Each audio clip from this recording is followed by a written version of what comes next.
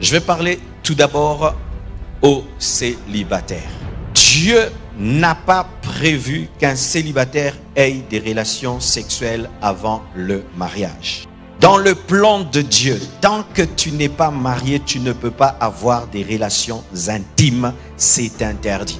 Lorsqu'on est célibataire, on n'a pas le droit d'avoir des relations sexuelles pour tester si ça marchera, car la femme n'est pas une Jeep 4x4 pour vérifier si l'attraction marche. Lorsqu'on est célibataire et qu'on a des relations intimes, on ouvre des portes aux démons. La Bible dit que celui qui renverse la muraille sera mordu par le serpent. Celui qui désobéit à la parole ouvre la porte aux démons. Sachez ceci, mes frères. Il n'y a pas que le monde physique que vous voyez. Au-delà de ce monde, il y a un autre monde, un monde spirituel, fait des anges et fait des démons. Les démons existent. Les églises ont refusé de parler des démons parce que nous nous sommes opposés à un message d'un ministère. C'est un piège, mes frères et sœurs. Nous ne devons pas tomber dans l'extrémisme. Les démons sont réels, les démons agissent.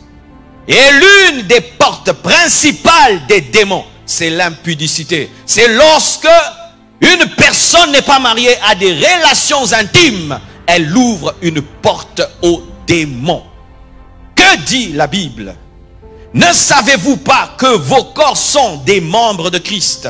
Prendrais-je donc les membres de Christ pour en faire les membres d'une prostituée? Une aberration, une folie. Est-ce que je peux prendre le corps de Jésus et puis en faire le corps d'une prostituée? Non. Est-ce que je peux prendre cette chair et puis elle devient une chair sur laquelle on enseigne l'occultisme? Non.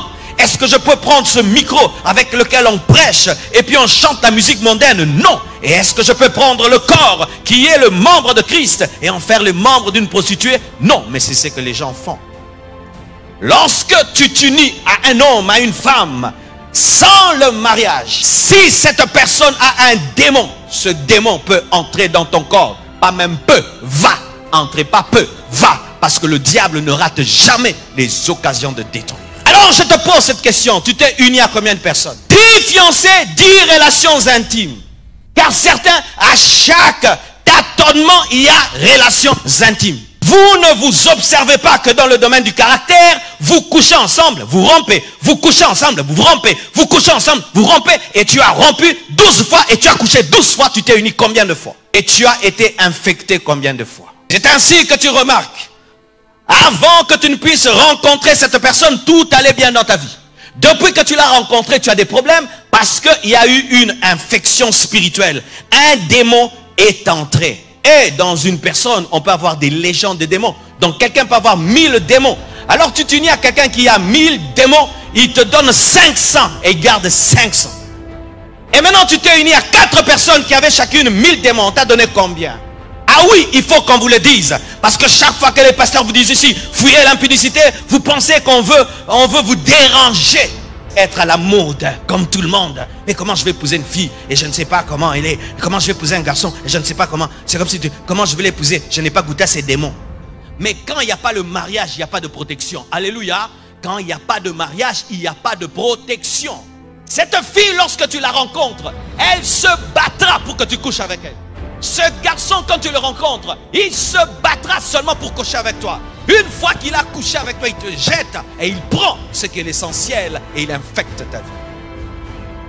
Chaque fois que tu couches avec quelqu'un, tu fais un pacte de sang. C'est un pacte de sang. Le sang coule. Le sang coule. C'est un pacte de sang. Et tu as fait de pacte avec combien? C'est pourquoi certains, malgré que vous êtes mariés, votre cœur est resté auprès d'une ex. Malgré que tu es marié, tu dois penser à ton ex pour avoir du plaisir avec ta femme. Tu dois penser à un ex pour avoir du plaisir avec ton mari. Pourquoi tu as fait un pacte avec un occultiste, avec un sorcier, avec quelqu'un qui est resté attaché à ton âme, malgré que tu t'es marié? Un célibataire n'a pas le droit d'avoir une relation intime.